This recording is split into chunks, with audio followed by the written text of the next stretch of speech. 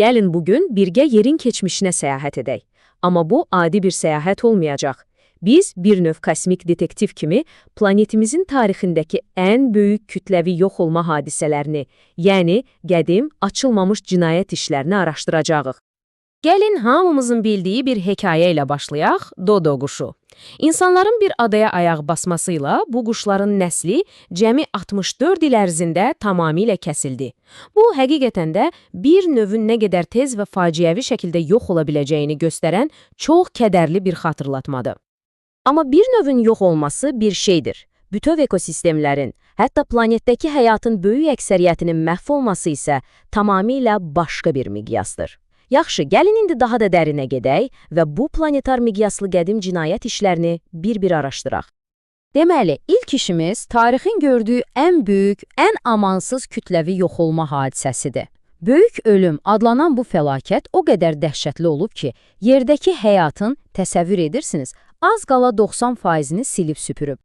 O fəlakətdən əvvəlki dünya, yəni bambaşqa bir aləm idi.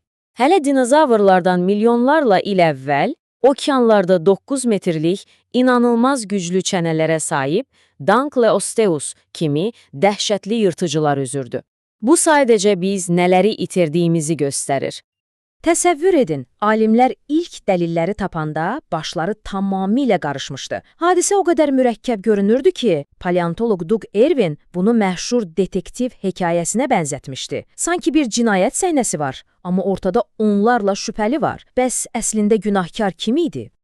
Şübhəlilərin siyahısına baxanda adam dəhşətə gəlir. Həqiqətən də çox uzundur. Sanki təbiətin bütün qüvvələri birləşib bu cinayəti törədib. Vulkanlar, okeanlar, atmosfer, hamısı şübhə altındadır. Tədqiqatçılar bu tapmacanı həll etmək üçün hər bir ipucunu diqqətlə izləməli idilər. Amma sonraki araşdırmalar çox maraqlı bir şeyi ortaya çıxardı. Bu qatillər heç də təsadüfən eyni vaxtda peyda olmamışdılar. Əslində, bütün bu fəlakətlər zəncirini başladan tək bir hadisə var idi. Bütün planeti fəlakətə sürükləyən o ilk domino daşı. Və budur əsas günahkar. Sibir trapları. Baxın, bu sadəcə bir vulkan püskürməsi deyil. Bu tam 1 milyon il davam edən və Avropanın böyük bir hissəsi qədər ərazini qalın lava qatı ilə örtən nəhəng bir vulkanik fəaliyyət idi. Bu püskürmələr atmosferə o qədər çox istixana qazı buraxdı ki, planetin iqlimini alt-üst etdi və o ölümcül zəncirvari reaksiyanı başlatdı. Yaxşı, gəlin indi də ən məşhur kütləvi yox olma hadisəsinə keçid alaq.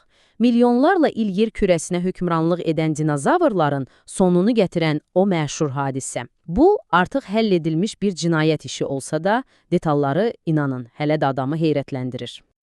Bu işin, belə deyək, cinayət yeri Şimali Amerikadakı Cəhənnəm Dərəsi adlanan bir ərazidir. Məhz burada, qayaların təbəqələri arasında, sanki bir zaman kapsulunda dinozavrların son anlarına aid həlledici ipucuları gizlənmişdi.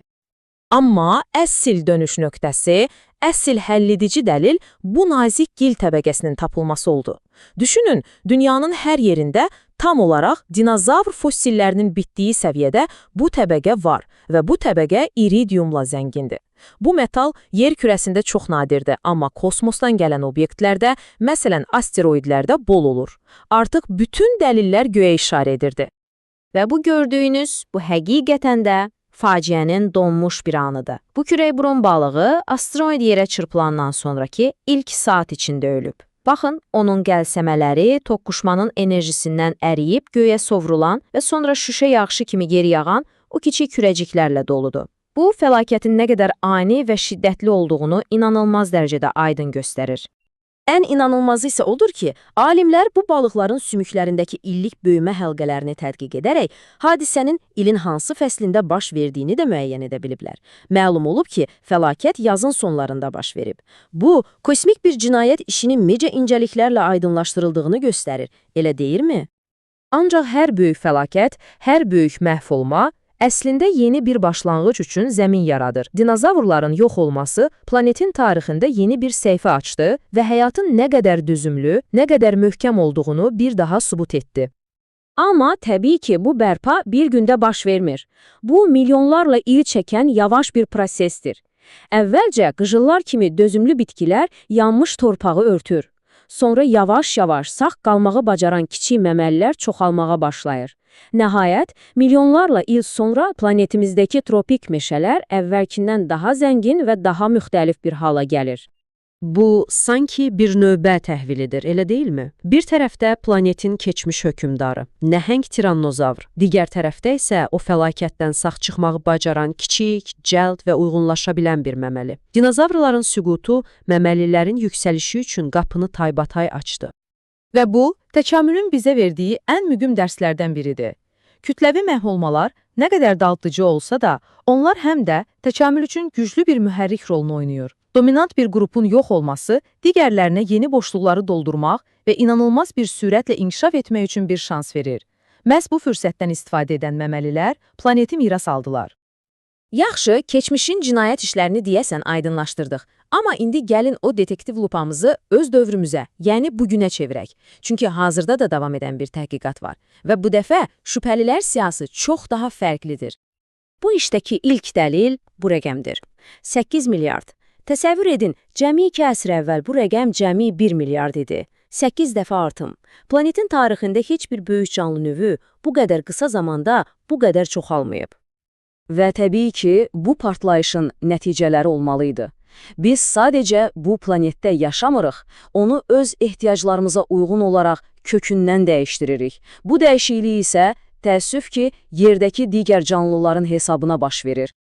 Və bəlkə də ən sarsıdıcı, ən düşündürücü dəlil budur. Əgər bugün planetdəki bütün məməlilərin ümumi kütləsini götürsək, vəhşi təbiətdə yaşayan fillər, şirlər, balinalar, yəni ağlınıza gələn bütün vəhşi məməlilər bu kütlənin cəmi 4%-ni təşkil edir. Cəmi 4%. Biz insanlar 36%-ik. Bizim yemək üçün yetişdirdiyimiz heyvanlar isə 60%. Bu rəqəmlər əslində təbiətin nə qədər kiçildiyini çox aydın şəkildə göstərir. Keçmişdəki o böyük məhv olmaların səbəblərini tapdıq. Onlar artıq bağlanmış işlərdir. Günahkar ya vulkanlar idi, ya da asteroidlər. Amma bu sonuncu, müasir işin nəticəsi hələ yazılmayıb. Bu hekayənin son səhifəsini biz özümüz yazırıq. Əsas sual budur, növbəti fəsildə nə yazılacaq? Bu, həqiqətən də hər birimizin düşünməli olduğu bir sualdır.